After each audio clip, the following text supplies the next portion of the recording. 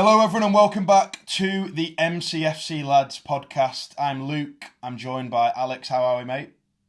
I'm very good. Good win yesterday after not such a great result on the weekend. MCFC Lads Podcast is back. Yeah. Episode 22, we had a little bit of a break. The last month or so has not been great from us, but Alex basically started a new job, moved into a new flat. We've also had a podcast we recorded a few days ago that just went massively corrupt when we videoed it. I've also had some copyright issues on the channel, so there's been a lot going on, but hopefully next month or so we can get it rolling again. Every Thursday we're going to be looking at. But yeah, we're back with episode 22. Last time we spoke to you on this podcast was just before Villarreal away, so it's just over a week ago. It's not too bad. But since then we've had a couple of, three games actually, Alex. We'll start with Swansea last night. How did you feel about that game, mate? I think it's fair to say it wasn't a great performance. It was nothing special, but we got the job done. It was a very changed side, which I'm sure we'll go into in a moment. But there was a lot of rustiness, and it was sort of to be expected given a lot of the players, although they were senior players, they were expensive players. Some of them were arguably first teamers. Slot obviously had to have a little dig at, but they'd all come out from injury, so it was expected they're going to be a little bit rusty. But RAYAN CHERKI stole the show in the end, and he got himself a goal, got himself an assist, and ultimately, I think carried us to the quarterfinals. Yeah, well, we'll come on to CHERKI in a bit more detail, but the game started off pretty badly. Swansea were up and at us straight away. As you'd expect from a team, by the way, in the Championship that's playing against a Premier League elite level football club. They were up for that game massively. They get a slice of luck. It was Gonzalo Franco that scored. What a goal as well. He's just bent that, spooned it into the top corner. I think there's an element of luck to it, but it's a great goal. You can't take it away from him. And then they were just going to sit back, have that massively, massively low block they had all game. And even when Doku scored just before half-time, we had a little bit of luck with that sort of own goal type goal. I think Doku will probably be claiming it. But ultimately, we did get a little bit lucky with that. Their game plan didn't change. It was just sit 10 men behind the ball. They were literally playing a 10-0-0 formation, I thought, for the majority of that second half. And then Marmoush obviously gets the goal and CHERKI finishes them off later on, Alex. It was, like I said, a little bit of a stale performance, especially after a bad performance away at Villa, or a not so good performance away at Villa. But what are your thoughts on the Villa game as well, just tied into that? Yeah, I mean, similar to Swansea, but there's sort of... Well, it's an interesting one. We were poor against Villa, that's the reality. We can see the goal from a corner that we both believe to be offside. I've not seen anything made of that online, the fact that the corner's come from an offside, but I've got a feeling that's because the TV companies just won't have showed it, people won't have picked up on it. Yeah. But in the stadium, our angle from the away end is literally perfect for that sort of line. And so I think everyone in the away end was pretty certain it was offside, but it is what it is, can't make excuses. We weren't good enough on the day ultimately. And it is a great goal from the corner, and we still have to deal with the corner anyway. So it is what it is. The performance was disappointing. Obviously, we missed a few players. Missed Nico Gonzalez at the start of the game. He obviously came off the bench. But we did miss him. And again, he looked excellent yesterday, by the way. Forgot to mention that. We had a late equaliser disallowed rightly because it was offside. But I just think we looked a little bit slow, a little bit lethargic. I think right now we're struggling to break teams down. And that's why someone like RAYAN CHERKI coming into the team is so important. Because we saw yesterday how good he is in those tight spaces. But yeah, I think ultimately it was just a disappointing result and a disappointing performance. Yeah, someone like RAYAN CHERKI definitely can help break some of these teams down, Alex, like you said. But ultimately, that was the first time me and my dad worked out that we'd actually been behind in a game in that 9-game streak before obviously ending the 9-game unbeaten streak and losing to Villa. In those 10 games, that was the only time at any point we'd been behind in a game and we just lose it. So, I mean, it's a little bit weird. Straight away, we then go behind to Swansea and come back and win. That's good, I suppose, that we can come back from behind. Probably against a lot weaker of an opponent. But yeah, ultimately not ideal, that Villa game. We find ourselves, when you look at the league table, 6 points of Arsenal. We're 5th beneath Sunderland, Tottenham, Bournemouth and Arsenal. We need to start winning again at the weekend immediately, and we do take on Bournemouth. We'll come on to that game though, Alex. But I remember we were speaking on a podcast probably 2 or 3 ago. We were saying, the 7 games we had between that international break and the one before, we had 5 wins, 2 draws. Up to now, we've had 4 games, and it's been 3 wins and a loss. I don't think it's horrendous. No, it's definitely not horrendous. And if I'm being honest, the Villa game was always the one I pinpointed as going to be the most difficult. We just don't do well at Villa Park. It's a difficult place to go. They're in great form. Obviously, they lost to Go-Ahead Eagles just before we played them, but I mean, that was a bit of a freak result. They rested a lot of players. For me, that was always going to be difficult. We've not won there since the year before the treble season. Obviously, we've got Bournemouth and Liverpool coming up, who are both very good sides. Liverpool obviously in very bad form though, which makes me confident. And we are usually quite good against them at the Etihad. Obviously, they did beat us last year, but last year for us was just a complete anomaly. And Bournemouth also, I believe, is second in the Premier League, so that's going to be no easy game. But as you said, we'll get into that later. But we've won all the games bar the Villa one. If we go and win the rest of them up to the international break, then it's been a good sort of period between the last international break and this one, in my opinion. Yeah, well, obviously, just to highlight Cherki again, I know you touched on him, we said we'd come back to him. Cherki was unbelievable yesterday. I think even when we were behind in the game, when we started a little bit sluggishly, I thought he was just switched on, creating things, pinging balls around. I remember him putting a ball right across the 6-yard box. I just thought in my head straight away, that would be Erling Haaland on the end of that. A little bit like the Marmoush cross for the offside goal against Villa. I thought Marmoush was decent as well. Great finish, by the way. Cherki put him in, and he just fired that second goal right into the roof of the net. Sergio Aguero style.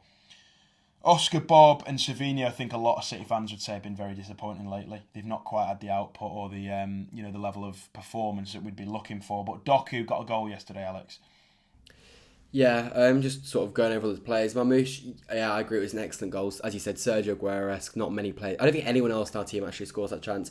I did think he was quite slow to begin with yesterday, but he did get himself into the game and ultimately got himself the winner. So that's important for his confidence, and he's another one of those players that was on about earlier that's come back from injury. So good to see him get some minutes in the legs.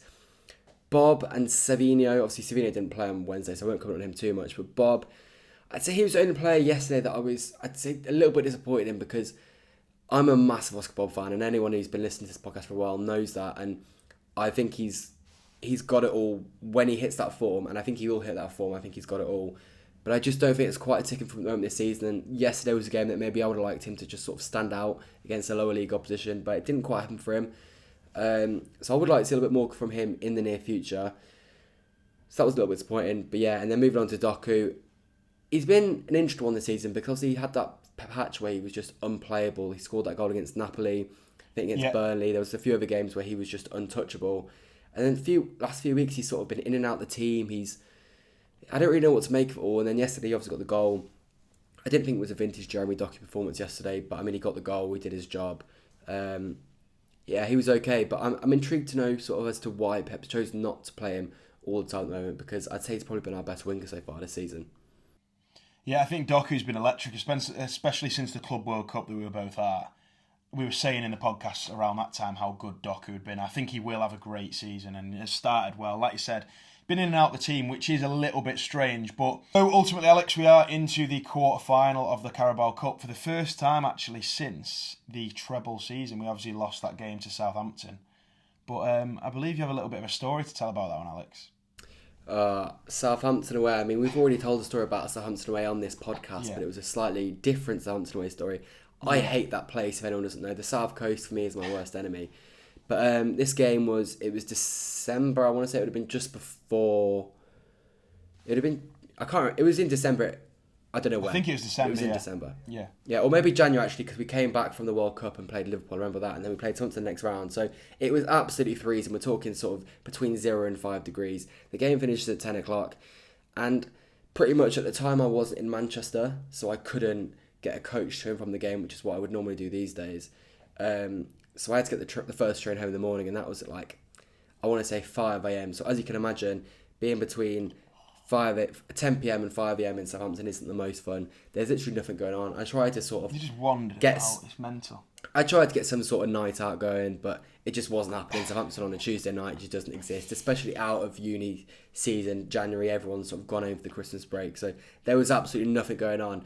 And so throughout that night, I walked 20 miles around Southampton. I tried to find Mackey's, I tried to find libraries, I tried to find anything that would be open, that would be warm, but there just was nothing open in Southampton. So yeah, pretty much I spent the night walking around Southampton until my train in the morning, and I ended up back home about 9:30 in the morning, all to go and watch us lose 2-0 to an absolutely shambolic Southampton side, managed by Nathan Jones, who were losing every week at the time, and they got relegated that season as well. So yeah, that's one of those where, in hindsight, I just shouldn't have gone to that game. But yeah, I'm a fool, so I did. To summarise that, Alex, as well, people that might not have digested that all, you didn't just wander around in the night.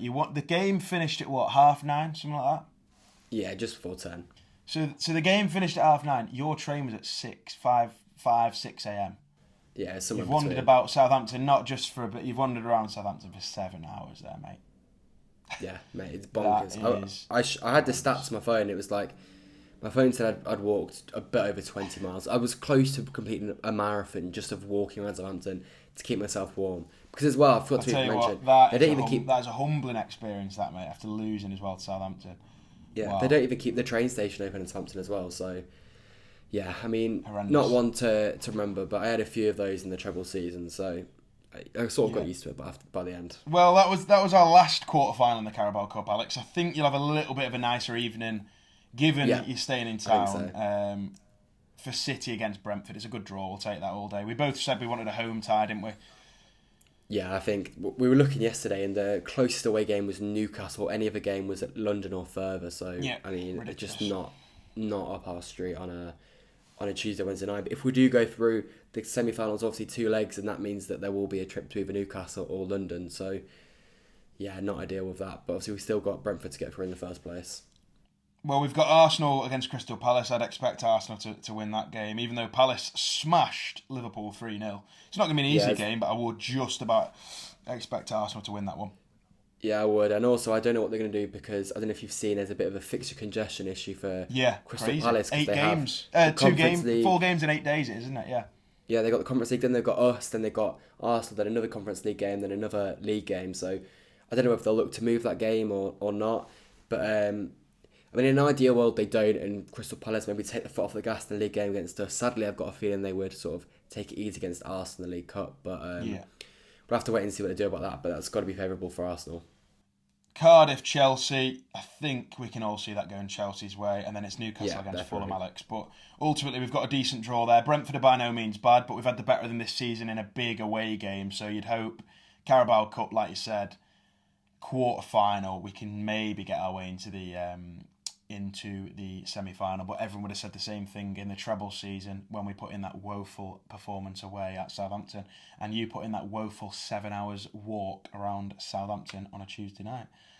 But yeah, we'll move on from the Carabao Cup, Alex, and we'll move on to talking about a couple of other teams just for a little minute. Like we said, Arsenal are clear. They've looked very solid, Arsenal, haven't they, to be fair? Man United, we don't want to talk about them because somehow they're level on points with us and they've won 3 games on the bounce, which is ridiculous. But Liverpool absolutely bombed out, haven't they? What has happened there? It's an absolute car crash, and it's sort of looking very, very similar right now to 24-25 Man City. Obviously, I think it's, on the day of recording, I think it's a year today since we lost to Spurs, which was our first loss of the season, and obviously then we went on that crazy, crazy bad run. But they're sort of in the middle of their run at the moment. 5 losses in 6. Absolutely humbled last night. Obviously, there was a lot of change to the team, but I mean, they look an absolute mess. And Slot looks like he's losing his head. Liverpool fans, I'm seeing a lot of them wanting Slot out, and I'm not talking about these sort of online people that just sort of hide behind player pick profile pictures. I'm talking about people that go into the games, and I think if they lose to us, to Real Madrid, and to Villa on the weekend, Slot might be gone. He's in a bit of trouble. I mean, even worse than 5 and 6, Alex. It's 6 and 7 they've lost. They lost to Crystal Palace in the league, Galatasaray, Chelsea in the league, United in the league, which has got to be the worst of them all. Then they beat Frankfurt in the Champions League. Then they've lost to Brentford in the league, and now 3-0 battering. They put out a weak side, but the way I see it, if you're 5 losses in 6 and you don't want it to be 6 in 7, which it now is, the last thing you want to do is, even if it's a Carabao Cup game that you're not that bothered about, the last thing you want to do is get humiliated by Crystal Palace at home, and that's exactly what happened. For me, they should have put out a strong side. They should have gone to town and gone to win that game, just to change the mood, etc. But they've not. They've got another loss, piled more pressure on, and like we said, they've got Aston Villa at the weekend at Anfield. We'll come on to some of the big Premier League games that lie this weekend, but yeah, like you said, it's Aston Villa, it's Real Madrid, and then it's City before the international break, and that could be a terrible time for Liverpool. But yeah, not good at all. We'll move on to our game at the weekend, Alex. We have touched on the Villa game. We've touched on, obviously, the fact that we've won 3 and 4, which is decent. We're not happy with that game last weekend against Villa in the league. We need to get ourselves up that Premier League table. We don't want to fall too far behind Arsenal, that I think are the main title challengers. But we play Bournemouth this weekend, Alex, who are somewhat of title challengers themselves at the moment. They're second in the league on 18 points. How are you feeling about this game at the weekend? It's a weird one because in my head it's Bournemouth. You've got to be we're favourites against Bournemouth under any sort of circumstance. But obviously right now they're ahead of us in the league and they look very good despite losing pretty much all of their defence. They've lost a lot of players, but I mean they still look very well drilled. Iraola's done a very good job there. Yeah. But it's the Etihad and it's City, so I've got to back us to win that. I do think we will win it. I think it'll be a much better performance than we've seen in some of our previous games recently. I'd like to see us try and keep a clean sheet, which we've not done too much this season so far. Although since Donnarumma's arrival, that has sort of increased. But yeah, it's going to be a tricky game, and by no means are they going to roll over for us. So if we're not at the races, then we'll definitely get beaten. But I think we will be at the races, and I do think we'll get the job done. Yeah, well, last season Bournemouth obviously had the better of us in the middle of that bad patch. Almost a year ago, actually, they beat us 2-1, and they could have beaten us 5-1 that day. They did batter us, I think, away at the Vitality. And then later in the season, we played them twice, and we beat them in the FA Cup, and we also beat them in a huge league game. So, yeah, they went ahead in that FA Cup game, and it was Nico O'Reilly, the star of the show, coming off the bench. Yeah. 2-1 win for City, I believe it was, and then a big win as well in the Champions League. I remember Omar Marmoush scored the goal of the season from 30 yards. He's just dunked it top corner at the start of the game, and we won that one as well. So you'd hope Bournemouth, maybe this is a bridge too far for them to keep winning, but they have only lost one league game this season. I'm looking now, they're unbeaten since... in the league anyway, since the opening day against Liverpool. Liverpool was 4-2 to Liverpool, and they were good that day. They probably deserved something out of the game. It's a late winner for Liverpool, and then another goal, obviously. They beat Tottenham, they beat Brighton, drew in Newcastle, drew in Leeds, and then they beat Fulham. Palace was a draw 3-3. They nearly got that one over the line. And then it was Forest that they beat in the league. So they've had a very good run. City away for them is going to be a difficult game. And Bournemouth at home for us is going to be a difficult game. But I'm really hoping this one, Alex, we can win. Should we get into a little predicted lineup? Yeah, let's get into it and let's just whack Donnarumma goal straight away. So it's Donnarumma goal. Yeah. Moving on to left back, we'll go left back first. Obviously, Ait-Nouri is now back. He played against Swansea. I would be gobsmacked if he starts against Bournemouth, though. I think O'Reilly was rested. I saw it was resting him against Swansea. So I think he'll go straight back into the team at left back. Yeah, I'm happy with that. And obviously it was, I believe, was it Ake started? Let me just pull up the Swansea team, sorry. It was Ake starting as captain with Cousinov and Rico Lewis. I think that'll be Stones and Diaz again, if they're both available. I don't know what you think in the centre-back options. Yeah, I'm happy to go with that. Obviously, Gvardiol is an option. Yeah. Actually, I can see Gvardiol playing. Yeah, let's go Gvardiol and... It's a tricky one. Centre-back's such a tricky one. Unless he goes Gvardiol left-back, but I think he will go O'Reilly. Yeah. So, who do you want to go with at centre-back? I think we'll stick with Stones and Diaz, I reckon. Yeah, okay, let's do Stones and Diaz then. At right-back, Núñez didn't play in the game. Is it going to be a Núñez at right-back? Because he had so many good performances for us, and then I think he was a bit flat against Villa. A couple of mistakes, but ultimately I do see him probably starting at right-back. What do you think? Yeah, I think I agreed. As you say, he didn't play in the week, so I assume he's rested. Another thing to note is I think Pep always likes one defender to sort of move into midfield. If he's got Stones, then I don't think he'll need Rico to do that. Whereas if he's got that's true. If he's got Gvardiol, then I think he'll want Rico on the right to invert into midfield. But given we're going Stones in centre back, I think we'll go Núñez at right back. Yeah, so that's the back four and keeper done. Midfield, Nico obviously played midweek. Rodri's back in training now, which is good, but I don't think it'll be Rodri that starts this game. I can't see him coming straight back in against a team like Bournemouth as well. So do you think Nico plays again, given he didn't really play against Aston Villa? He obviously came off the bench, but he didn't play a full game. Is it going to be Nico again in there, or do you see Kovacic playing, or how do you see it going with that one? I think Nico's a no-brainer. I've been banging on about Nico all season long. I just don't understand how anyone could not rate the guy. Yeah. He's not prime Rodri by any means, but I mean, he's young and he's a mini version of Rodri. He's the closest thing we could possibly get to a Rodri replacement, in our opinion. So respect to Cheeky and Viana for getting that transfer done in the end. For me, he's got to be in the team on Sunday. I think Phil Foden's got to play as well, because I think he's one of the brightest sparks against Villa, but Cherki's been so good. Haaland's got to start as well. This is where it gets difficult, and it's a good problem to have, because you're juggling very good players here, but how do you think we look in front of Nico? We've got obviously a few more players. I'm not sure about this. So in the midfield too, obviously your options realistically, you could go Bernardo. One of them will be Bernardo or Reinders, and I've got no idea which one I pick. Potentially Bernardo. I think Reinders might be due sort of just a little bit of time out of the team just to sort of get himself back to ground zero and then just push himself on again, because it's just not quite clicking for at the moment. And I have no doubt it will, but it's just not quite now. So I think I'd go with Bernardo in midfield ahead of Nico. As well as just on the ball, he's good at keeping it, and I think that'll be important against a team like Bournemouth. I think he will then go Foden, and I've got a sneaky feeling we might see Cherki out wide, because we've seen it off the bench a few times this season. Yeah. And I think it's got to be explored. We said earlier, the wingers haven't quite performed yet this season, so there is a spot there to be grabbed. And Cherki's got to be in the team. Whenever I see him play, the guy always turns up. We saw it off the bench against... I want to say maybe Burnley, but there's been a few times he's off the bench and every time it looks great. So for me, I'd start Cherki out wide. So Cherki on the right, Doku on the left, Foden through the middle with Bernardo behind him, and then Haaland up front. Is that what you're saying? Yeah, I think that's a team I'd go for. I like that. And obviously we've got the likes of Marmoush, Bob, Savini on the bench. Plenty of options. Kovacic. We've got so many different... Reinders, so many different options then on the bench. There's a lot of good games though, Alex. Before we get into the games, I'll read through some of the community questions. Over on X, at MCFC Lads Pod, there's a pinned tweet you can have a look at. Yeah, there's plenty of questions. Now. So, Alex, Tom has said, what percentage chance do you think City have of winning the league? I'd go sort of 20-25. I think we've got an alright chance. I don't think it's like a full-blown title challenge yet. That might change, but I'd say like 25-30%, something like that. Yeah, I'd say it's definitely an outside chance rather than being the main favourites. I think Arsenal, it's theirs to lose essentially. But I think we're probably the second favourites for the title. So I'd say, you're about right with your 20-25%.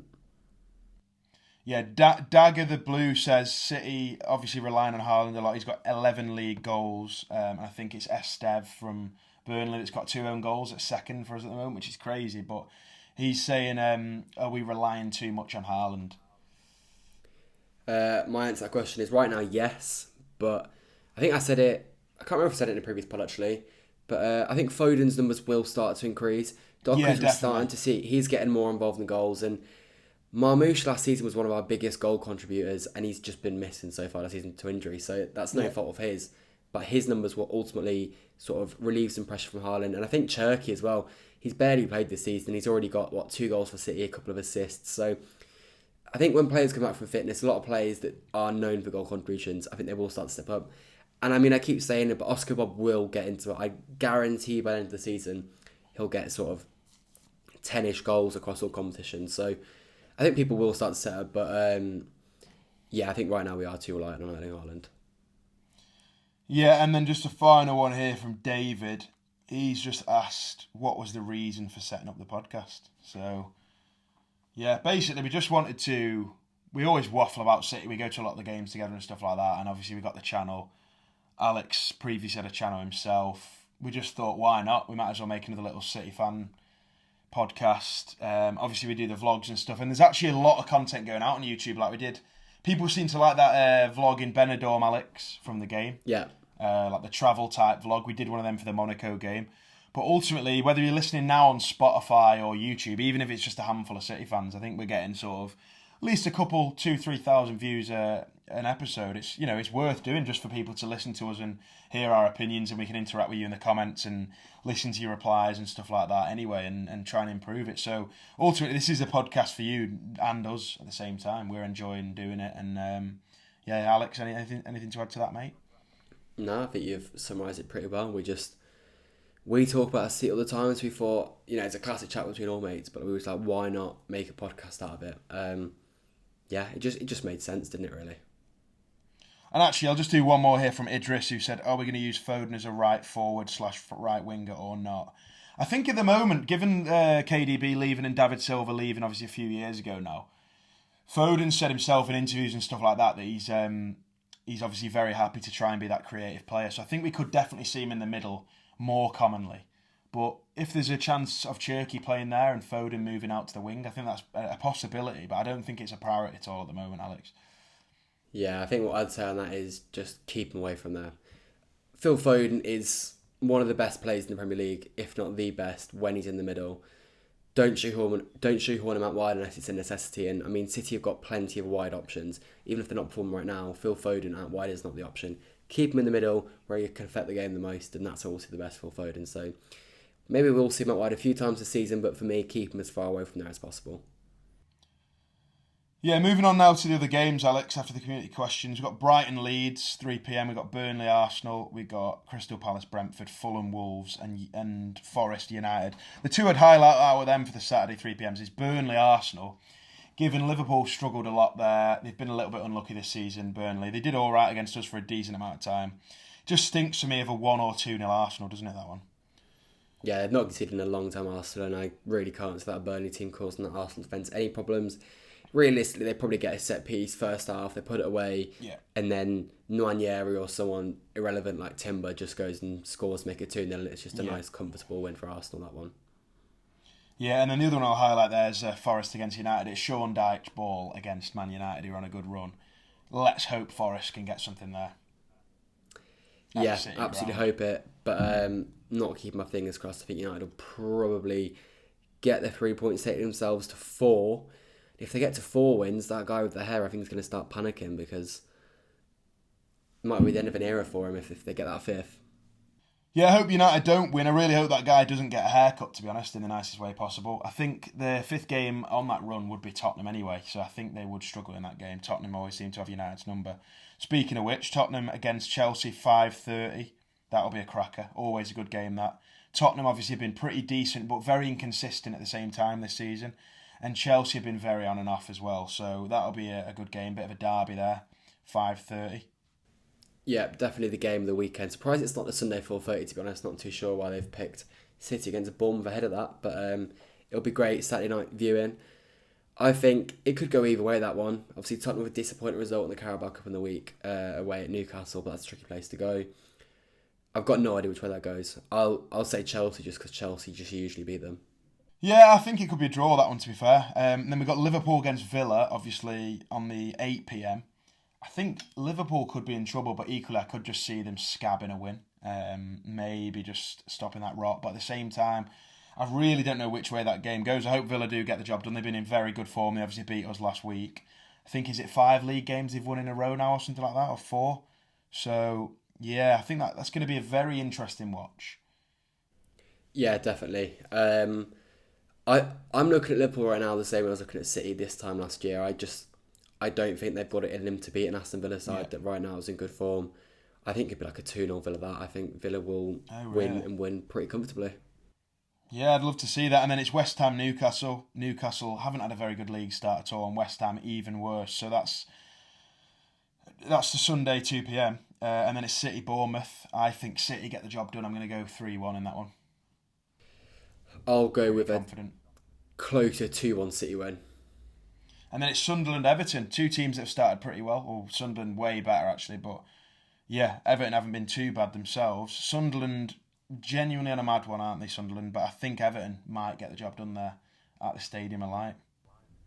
I think that absolutely reeks of a draw, that one. No idea what the score will be, but I think it'll be a draw. Well, it's Halloween weekend, Alex, so I want you to pick a freak prediction, a freak result in these games. Who's it going to be? A freak prediction? Yeah. I'm going to go with, it's not one that we've just spoke about, but I'm going to say Leeds to beat Brighton this weekend. Oh, is that going to be a bit of a freak win for the lads in white at Leeds? I'm going to go freak result, and I'm actually going to throw this one out to you in the comments. You can pick the game. I think there's going to be like an absolute annihilation job. Do you remember last year, was it Forest beat Brighton 7-0, I think? I do remember that in like March time. So I'm going to say that somebody somewhere is winning 8-7, 8-0. Big. There's going to be a big score. It's Halloween weekend on a Friday night. You know what I mean? There's going to be a crazy result. And I think, I don't know which one. You can pick in the comments. Let us know in the comments. Someone is smashing someone this weekend. That's what I'm going to say. There's my prediction. Alex, anything else to add, mate? What's been going on for you? Anything you need to mention before we wrap this one up? No, nothing particularly interesting. Just we've got a big week ahead. Before the next podcast, we'll have played Bournemouth and Dortmund. So fingers crossed we've won both of them, put ourselves in good stead ahead of the Liverpool game. Yeah, we'll just touch. Might as well actually just quickly touch on Dortmund, Alex. It's they've had a good start as well in the Champions League. I think they're on 6 points, two wins and a loss, or might be on 7 actually. I think they drew 4-4 with Juventus, so similar start to us. That won't be an easy game, but I think we're both in the same thinking that we do beat them.